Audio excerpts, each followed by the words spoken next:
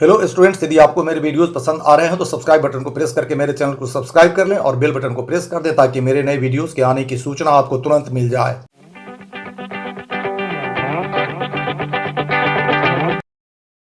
Students, मेरे YouTube channel पर आप सबों का बहुत बहुत स्वागत है।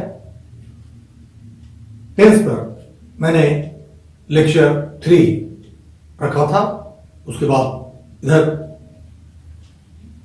2-4 दिन मैं आपको लेक्चर नहीं दे पाया। वजह मैं भी वेट एंड वॉच कर रहा हूं, आप लोग क्या रिस्पॉन्स लेते हैं या आपकी कितनी आवश्यकता है, कितना आप सिंसियर हैं, ये थोड़ा मैं भी देखने की कोशिश कर रहा हूं।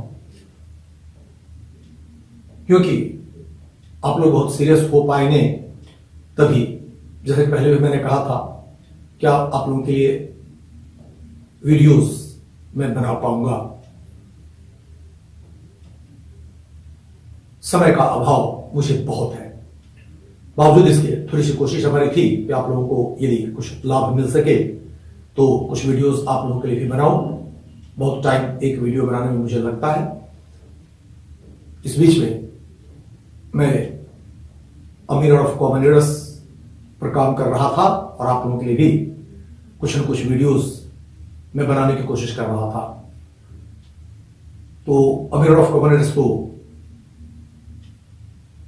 रिवाइज एडिशन के रूप में प्रकाशित हो चुका है और इंडिया के लगभग हर हिस्से में 10 दिनों 15 दिनों के अंदर में उपलब्ध हो जाएंगे।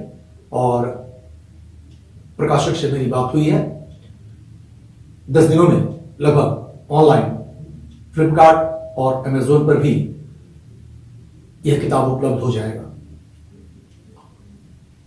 इस बीच में एक और किताब में मैं लगा हुआ हूं और वो है a mirror of bank clerk English volume 2।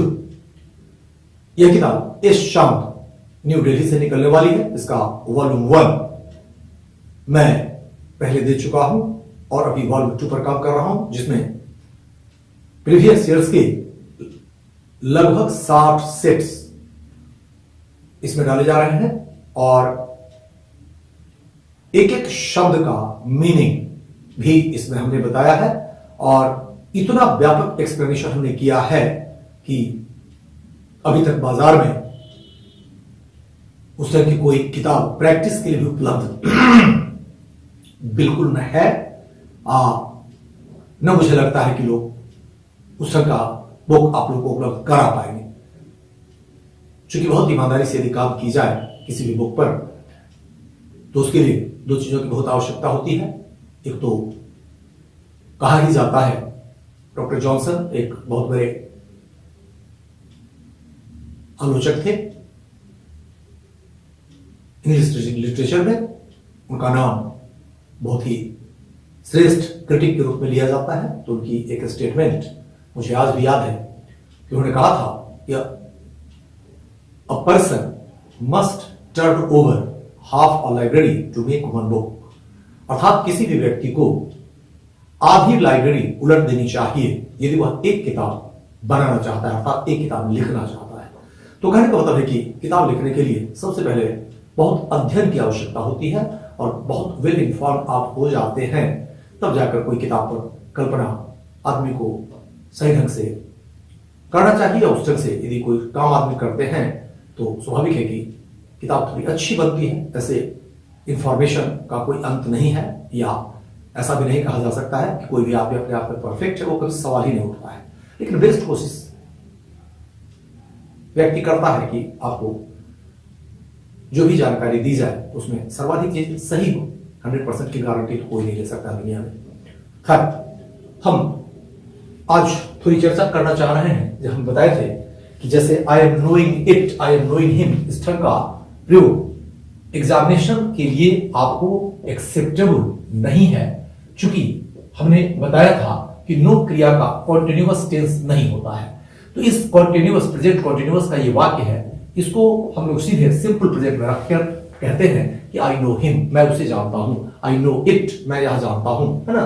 तो कोई प्रयोग हम करना चाहते हैं तो ये स्थिति बनती है। तो इस तरह के कई वर्ब्स, महत्वपूर्ण वर्ब्स हैं जिन पर परीक्षाओं में मैंने देखा है, विगत परीक्षाओं में प्रॉब्लम्स दिए जाते रहे हैं। जो लेटेस्ट एडिशन आ रहा है उसमें भी आप देखेंगे एसएससी वगैरह की कई परीक्षाओं में इस तरह के वर्ब्स का भी प्रॉब्लम बताया गया है। I am knowing, I am hearing आदि आदि का प्रयोग करके दिया गया है प्रॉब्लम्स के रूप में। तो इसलिए इस सब पर आधारित यदि प्रॉब्लम्स दिए जाते हैं तो ज्यादातर स्टूडेंट्स इस तरह के प्रॉब्लम्स को सॉल्व नहीं कर पाते हैं। तो जिनका टेंस का थोड़ा व्यापक अनुभव है वही लोग इस तरह के क्वेश्चन पर अटेम्प्ट ले पाते हैं।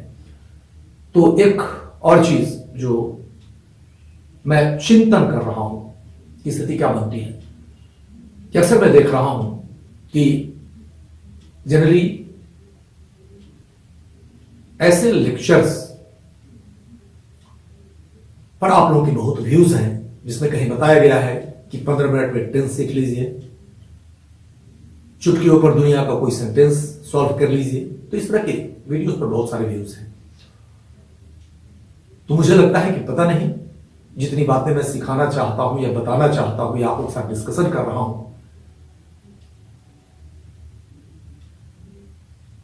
कि कहीं मैं ही तो गलती नहीं कर रहा हूं। ऐसा तो नहीं कि आप लोगों को वही वीडियो चाहिए कि 15 मिनट में प्रोनाउन सीख लीजिए, 10 मिनट में टेंस सीख लीजिए। तो आप लोग की रिस्पॉन्स की मुझे प्रतीक्षा होगी, ठीक है। और आप लोग वीडियोस यदि देखेंगे तो फिर अपना कमेंट भी आप लोग अवश्य लिखेंगे। चूंकि मैं भी वेट एंड वॉच कर रहा हूं और मुझे भी सही मायने में पूछिए तो कुछ समझ में नहीं आ रहा है कि पता नहीं आप लोग 10 मिनट वाला प्रोग्राम ज्यादा देखना चाहते हैं या थोड़ी जानकारी विकसित करके कुछ काम करना चाहते हैं। मैं भी वेट एंड वॉच में हूं। खैर, हम आज चर्चा कर रहे हैं कुछ ऐसे वर्ब्स की जो कॉन्टिन्यूअस टेंस में प्रयुक्त नहीं होते हैं। तो सवाल है कि इस तरह के वर्ब्स को हम किस कैटेगरी में रखते हैं। तो ध्यान रखिएगा कि वर्ब्स का जो वर्गीकरण है, क्लासिफिकेशन है, वो कई तरह से किए गए हैं। जैसे फॉर, V2, V3 आदि बनाना हो तो उसके आधार पर वर्ब को रेगुलर और इरेगुलर की श्रेणी में रखा गया है। तो रेगुलर में है कि V2, V3 आदि बनाने के लिए डी, ईडी आदि लगता है। इरेगुलर में है कि अनियमित हो जाता है, जैसे वो, वेट, गॉन, ये इरेगुलर कहलाएगा। उसी तरह से यदि ऑब्जेक्ट लेना है वर्ब को या नहीं लेना है, इस आधार पर वर्ब को हम क्लासिफाई करते हैं। तो इसको हम लोग इंट्रांजिटिव वर्ब्स, ट्रांजिटिव वर्ब्स और जनरली इस दो की लोग चर्चा कर देते हैं। लेकिन एक और तीसरा प्रकार इसमें निश्चित रूप से होना चाहिए कि कुछ वर्ब्स ऐसे भी हैं जो इंट्रांजिटिव एंड ट्रांजिटिव दोनों तरह का काम कर लेते हैं। तो जब ऑब्जेक्ट लेने की बात होती है तो हम लोग वर्ब्स को इस रूप में क्लासिफाई करना शुरू करते हैं। उसी तरह से ध्यान रखना है कि यदि टेंस बनाने की बात हो तो टेंस के दृष्टिकोण से हम लोग वर्ब्स को यहां जो क्लासिफाई कर रहे हैं उसको थोड़ा बढ़िया साफ समझ लीजिए। यदि ये कॉन्सेप्ट आपका क्लियर हो जाएगा तो मुझे वर्ब की लिस्ट देने की आवश्यकता कम पड़ेगी। वैसे लिस्ट हम आपको दे देंगे, थोड़ा सा लिस्ट आपको तैयार करना पड़ेगा क्योंकि कुछ चीजें हैं जो समझना भी है, साथ ही साथ थोड़ा उसको ध्यान में रखना भी है। तो जब वर्ब्स के कॉन्टिन्यूअस टेंस के दृष्टिकोण से और सिंपल टेंस के दृष्टिकोण से हम वर्ब को क्लासिफाई करना चाहेंगे तो वर्ब्स को हम लोग दो वर्गों में क्लासिफाई कर देते हैं। ध्यान रखिएगा, एक वर्ब्स है जिसको हम लोग कहते हैं एक्शनल वर्ब्स। एक्शनल वर्ब्स अर्थात ऐसे वर्ब्स जो हमारे एक्शंस का बोध कराते हैं। इनको डायनेमिक वर्ब्स भी कहा जाता है। कुछ ग्रामर में इसको डायनेमिक वर्ब्स भी कहा गया है, गतिशील, है ना, गति दिखाने वाला वर्ब्स। दूसरा है जो है नॉन एक्शनल, या इसको एक और नाम दिया गया है एस्टेटिव वर्ब्स, स्थिरता का बोध कराने वाला। तो हम लोग इस दोनों टर्म को ज्यादा लेकर डिस्कशन में चलते हैं क्योंकि ये समझने में आपको ज्यादा सहूलियत होगी, ठीक है। ऐसे टर्म्स वो भी है। तो एक्शनल वर्ब्स या डायनेमिक वर्ब्स, नॉन एक्शनल वर्ब्स या स्टैटिक वर्ब्स। तो ध्यान रखिएगा कि एक्शनल वर्ब्स ऐसे तमाम वर्ब्स हैं जिनमें किसी न किसी रूप में हमारा फिजिकल फोर्स इन्वॉल्व हो जाता है। जैसे यदि हम कहें, जस्ट एक आध एग्जाम्पल हम ले रहे हैं, रन दौड़ना, वॉक टहलना, राइट, लिखना। तो ये सब तरह के जो वर्ब्स होते हैं इनको हम लोग कहते हैं कि ये एक्शनल वर्ब्स है। इनमें किसी न किसी तरह से हमारा फिजिकल फोर्स इन्वॉल्व होता है या हम कहें कि इसमें एक्शन इन्वॉल्व होता है। नॉन एक्शनल वर्ब्स ऐसे वर्ब्स हम लोग कहते हैं जो मूल रूप से फिजिकल फोर्स को इन्वॉल्व नहीं करता है। जैसे पिछले एग्जाम्पल में जो हमने लिया, यदि हम इसको नोटिस करें कि नो है ना, इसी तरह से यदि हम कहें वांट, ठीक है, तो चाहना, अभी क्या है इसमें फिजिकल फोर्स नहीं है। नो जानना था, जो जानकारी हमको ऑलरेडी उपलब्ध है अंदर में, कोई फिजिकल फोर्स इसमें नहीं रहता है। तो इस तरह के वर्ब्स को हम लोग नॉन एक्शनल वर्ब्स कहते हैं, ठीक है। और यह ध्यान रखना है कि नॉन एक्शनल वर्ब्स जो हैं इनका कॉन्टिन्यूअस टेंस नहीं होता है, और जो एक्शनल वर्ब्स हैं इनका 12 प्रकार का टेंस आप बनाते हैं, जबकि नॉन एक्शनल वर्ब्स का मात्र 6 प्रकार का टेंस बनता है। चूंकि 6 प्रकार का टेंस है जिसमें कॉन्टिन्यूअस टर्म लगा हुआ है, और ये 6 प्रकार के वर्ब्स पर, 6 प्रकार के टेंस पर ये वर्ब्स इस्तेमाल नहीं होते हैं। 3 जिनमें केवल कॉन्टिन्यूअस टर्म हम इस्तेमाल करते हैं, जैसे present continuous, past continuous, future continuous, और 3 जिनमें परफेक्ट भी है और कॉन्टिन्यूअस भी है, जैसे present perfect continuous, past perfect continuous, future perfect continuous, ठीक है। तो 6 प्रकार का टेंस इन वर्ब्स के साथ इस्तेमाल नहीं होता है, अर्थात इन वर्ब्स के दृष्टिकोण से हम समझने की कोशिश करेंगे तो 6 प्रकार ही के ही मात्र टेंस हमको मिलते हैं। और एक्शनल वर्ब्स जो है, अर्थात जिसमें फिजिकल फोर्स इन्वॉल्व है, उसके हिसाब से 12 प्रकार के टेंस हो सकते हैं। यहां भी ये बारीकी है। अब हम सबसे पहले एक लिस्ट हम आपको दे रहे हैं, ठीक है, एक्सप्लेनेशन इनमें से वर्ब्स का हम करेंगे, लेकिन सबसे पहले आपको थोड़ा ये लिस्ट हम दे देते हैं, इनको थोड़ा तैयार करेंगे, तब फिर इनमें से कुछ वर्ब्स का कॉन्टिन्यूअस टेंस बन सकता है या बनेगा, उसकी चर्चा हम अगले लेक्चर में करेंगे। तो इसलिए इसमें केवल लिस्ट हम आपको देंगे कि ये लिस्ट थोड़ा बढ़िया से पहले आप देख लीजिएगा, तो अगला लेक्चर समझने में आपको आसानी होगी, ठीक है। तो ध्यान रखिएगा कि इस तरह के वर्ब्स जिनका कॉन्टिन्यूअस टेंस नहीं होता है, उसमें सबसे पहले हम ले रहे हैं कि वर्ब्स ऑफ परसेप्शन, अनुभूति के वर्ब्स, अर्थात जो ज्ञान हम अपने ज्ञानेंद्रियों के द्वारा प्राप्त करते हैं उनको हम लोग वर्ब्स ऑफ परसेप्शन कहते हैं, ठीक है। उसको परसीव किया जाता है, अनुभव किया जाता है, तो ये अनुभूति के वर्ब्स हैं। इनमें मूल रूप से ध्यान रखिएगा, जैसे सी है ना, देखना, इसी तरह से हम कहें हियर, सुनना, स्मेल, महकना, गमकना,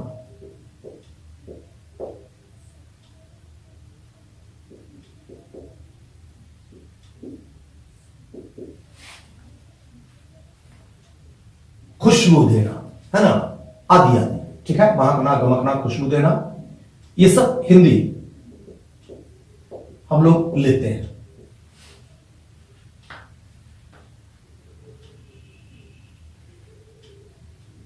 इसी तरह से ध्यान रखिएगा, टेस्ट, स्वाद देना,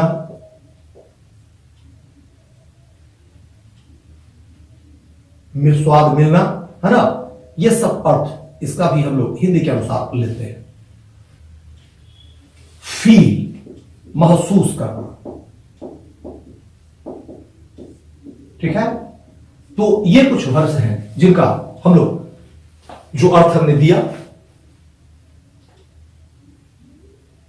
इन अर्थों में इनका कॉन्टिन्यूअस टेंस हम लोग नहीं बनाते हैं। इन वर्ब का कुछ और भी मीनिंग हो सकता है जिनमें कॉन्टिन्यूअस की संभावना बनेगी, लेकिन जो हमने दिए हैं इस स्थिति में का कॉन्टिन्यूअस टेंस हम लोग नहीं बनाएंगे। तो पहला पॉइंट हमने रखा वर्ब्स ऑफ परसेप्शन। दूसरा पॉइंट हम रख रहे हैं verbs of the state of mind और feelings. Verbs of the state of mind और फीलिंग्स, मानसिक स्थिति या भावनाओं को बताने वाले वर्ब्स, मानसिक स्थिति या भावनाओं को बताने वाले वर्ब्स। ठीक है, थोड़ा सा आप लोग वीडियोस को रोक कर इन सब शब्दों को नोट कर लीजिएगा, क्योंकि अक्सर आप लोगों से स्टूडेंट्स कहते हैं कि सर थोड़ा वेट कीजिए। तो वेट करने का मतलब होगा कि फिर कितना देर वेट करना है, और वो ये टाइम हम देना चाहेंगे तो स्वाभाविक है कि बहुत कम पॉइंट हम आपको डिस्कस कर पाएंगे। इसलिए जहां भी आवश्यकता पड़े वीडियोस को थोड़ा स्टॉप कर दीजिए, इन सब शब्दों को आप नोट कर लीजिए, ठीक है। इसलिए अब मैं मिटा रहा हूँ, थोड़ा वक्त हमने दिया है लेकिन मैं मिटा रहा हूँ। तो इस कैटेगरी में ध्यान रखिएगा जिसमें हम कह रहे हैं कि verbs of the state of mind और फीलिंग्स, मानसिक स्थिति या भावनाओं के वर्ब्स। तो इनमें हम लोग रफली जिन वर्ब्स को लेते हैं उनको हम यहां रख रहे हैं। जैसे हम कहें want, wish, desire, care, intent, इरादा करना। ध्यान रखना है, इंटेंट का मतलब हो गया इरादा करना। इसी से बना हुआ है इंटेंशन, नाउन इरादा, है ना। विश कामना करना, डिजायर इच्छा करना, ठीक है, वांट चाहना, ये आप जानते हैं। इसी तरह ध्यान रखिएगा यदि हम कहते हैं लाइक पसंद करना, डिसलाइक नापसंद करना, लाइक डिसलाइक। इसी तरह से यदि हम कहें विश्वास करना, बिलीफ, डाउट संदेह करना, होप आशा करना। इस तरह से यदि हम कहें डिपेंड, ये ऑन या अपॉन के साथ इस्तेमाल होगा। ध्यान रखिएगा परीक्षाओं में अक्सर प्रॉब्लम देता है कि जैसे ऑन को ड्रॉप कर दिया, अपॉन को ड्रॉप कर दिया, है ना, ये सभी प्रॉब्लम देता है। तो डिपेंड ऑन या अपॉन, पर निर्भर करना। इसी अर्थ में ध्यान रखिएगा हम लोग इस्तेमाल करते हैं रिलाई ऑन या अपॉन। इसका भी अर्थ होता है पर निर्भर करना, रिलाई ऑन या अपॉन। एक शब्द और यदि हम ले लें काउंट, ध्यान रखिएगा काउंट का सामान्य अर्थ होता है गिनना, गिनती करना। लेकिन काउंट ऑन या अपॉन का प्रयोग यदि आप करते हैं तो फिर ये अर्थ ले लेता है पर निर्भर करना। अर्थात ये depend on upon, rely on upon, count on upon, ये सब एक ही अर्थ लेकर आगे बढ़ता है। सबका एक ही अर्थ हो जाता है पर निर्भर करना, ठीक है।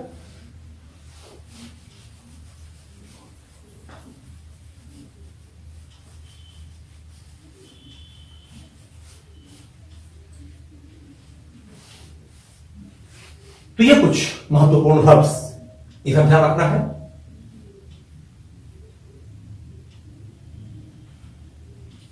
इसी तरह से अगला वर्ब्स हम ले रहे हैं, वर्ब्स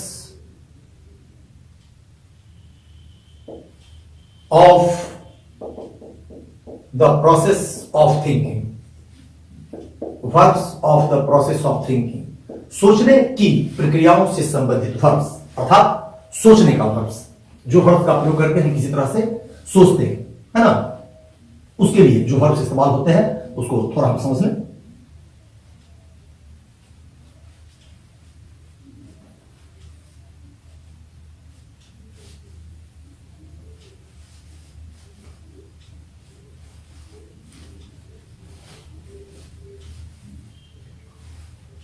इसमें ध्यान दीजिएगा तो एक वर्ब खुद आ रहा है थिंक, ठीक है। तो थिंक का अर्थ सोचना, ये फील के बराबर अर्थ लिए रहेगा, बी ऑफ द ओपिनियन के बराबर अर्थ लिए रहेगा। अर्थात कोई विचार जो आपने फॉर्म करके रखा है, ठीक है। और स्वाभाविक है कि थिंक का एक अर्थ जब हमने फील बताया तो इसका मतलब हुआ कि एक अर्थ इसके पहले हमने लिया था महसूस करना, यहां भी सामान्य अर्थ हम लोग महसूस करना ही लेते हैं, लेकिन दोनों में फर्क आपको बता देंगे कि उस महसूस करना से हमारा क्या तात्पर्य था, जहां हमने उसको वर्ड्स ऑफ परसेप्शन की श्रेणी में रखा। और यहां फील का क्या मतलब होगा, ध्यान रखिएगा। तो यहां फील का अर्थ लिए हुए होगा फिर थिंक या बी ऑफ द ओपिनियन, अर्थात इन तीनों में से किसी का प्रयोग भी आप एट ए टाइम कर सकते हैं, थिंक का, फील का या बी ऑफ द ओपिनियन का, ठीक है। तो ये हो गया। इसी तरह से ध्यान रखिएगा यदि हम कहते हैं रिमाइंड, याद दिलाना, रिकॉल याद करना, पुनः ध्यान में लाना, है ना, रिकॉल। इसी तरह से सेम अर्थ में हम लोग इस्तेमाल करते हैं रिकलेक्ट, है ना, कि कोई चीज है पहले का उसको हम रिकलेक्ट करके दिमाग में लाते हैं। इमेजिन, कल्पना करना, इमेजिन, कल्पना करना। तो ये कुछ वर्ब्स इस श्रेणी में हैं, इनको भी थोड़ा आपको ध्यान में रखना पड़ेगा कि I am thinking, I am reminding, है ना, आई एम रिकॉलिंग, ये सब व्यवहार में धर्म से इस्तेमाल होता है। चूंकि बोलचाल में अक्सर सिंपल टेंस के बनस्पत कॉन्टिन्यूअस का प्रयोग लोग ज्यादा करते हैं, तो वहां बोलचाल व्यवहार कोई रोक नहीं है। जैसा कि पहले भी मैं बताया हूं कि व्यवहार में सारी चीजें चलती हैं, कोई आपत्ति की बात नहीं है या कोई ऑब्जेक्शन वहां पे नहीं है।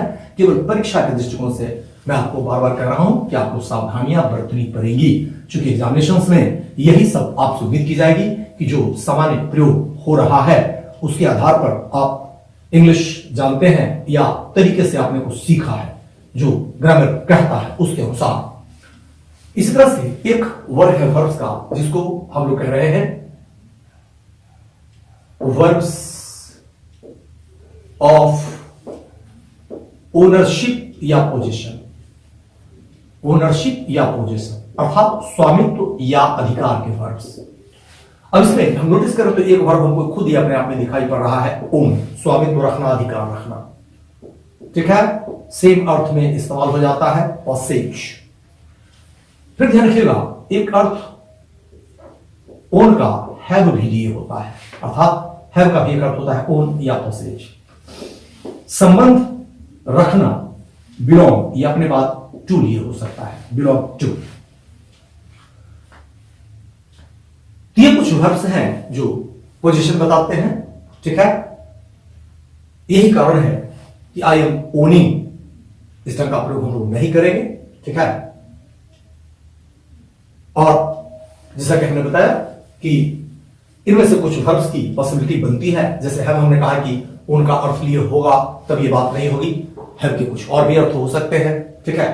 तो हैव के बहुत सारे अर्थ हैं, सारे अर्थों को हमको डिस्कस करने की आवश्यकता नहीं है। जो एक दो सबसे इंपॉर्टेंट चीज है उसको आपको हम समझा देंगे और उसी से आपका काम चलने वाला है। अन्यथा हर शब्द पर रिसर्च आप करना शुरू करेंगे तो फिर रिसर्च करते रह जाएंगे, निदान आपको नहीं मिलेगा, ठीक है। तो जो बहुत आवश्यक चीजें हैं हमसे एक्सपेक्ट की जाती है, उन सारी चीजों को हम बताने की कोशिश करते हैं।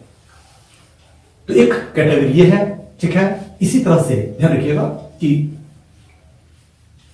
कुछ वर्ब्स जिनका एक एक करके कई खंड बनाया जा सकता है, उसको रफली हम लोग प्लेस कर देते हैं सम अदर वर्ब्स, कुछ अन्य क्रियाएं।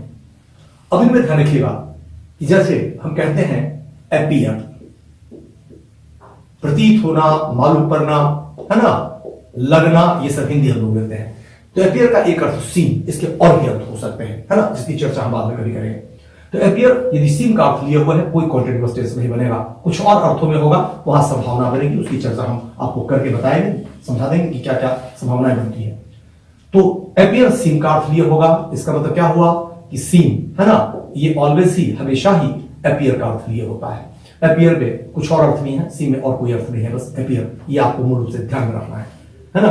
और जैसा कि हमने कहा कि बहुत सारी वेरिएशंस जहां तहां मिलते हैं, उनसे बिल्कुल हमको अभी बचते हुए चलना है, ठीक है। तो अपीयर हो गया, सीम हो गया। इसी तरह से ध्यान रखिएगा कॉस्ट, लागत होना, इक्वल, बराबर होना, रिजेंबल, के समान दिखना, के सदृश दिखना, यह हिंदी बनती है इसकी।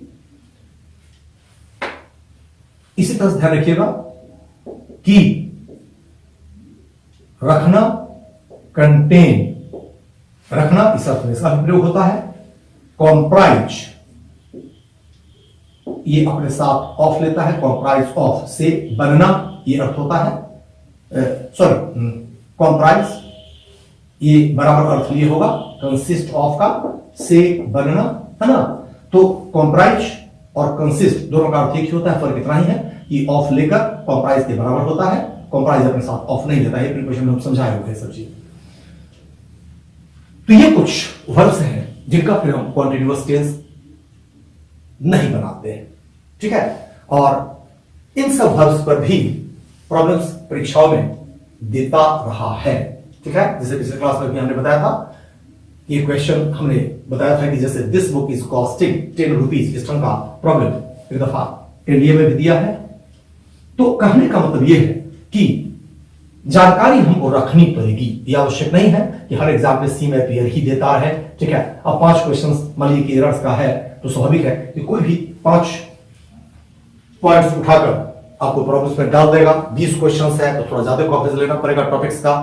ये तो चलता रहेगा और ऐसी कोई आपको डिफाइंड सिलेबस है नहीं कि टेंस का ये 2 पॉइंट पर क्या ये हमको टेस्ट लेना है, सब्जेक्ट वर्ब एग्रीमेंट का ये 2 पॉइंट्स पर क्या ये उस पर टेस्ट लेना है, सब कुछ नहीं है। इसका मतलब है कि आपको अपने रूप से अपनी तरफ से व्यापक जानकारी हर टॉपिक की रखनी पड़ेगी, ताकि कुछ जो फिक्स टाइप क्वेश्चंस अक्सर दिया करता है उस पर भी हम काम कर सकें, और थोड़ा वेरिएशन करके कुछ विशेष टेस्ट लेने के लिए कुछ अलग टाइप का क्वेश्चन दे देता है तो उस पर भी आप काम कर सकें, है ना। इसलिए आपको मेंटली प्रिपेयर रहना पड़ेगा। तो आज जस्ट हमने लिस्ट एक देने की कोशिश की है, ठीक है। और जिसमें हमने कहा कि आई वांट, ठीक है, आई एम वांटिंग नहीं होगा, आई एम वांटिंग टू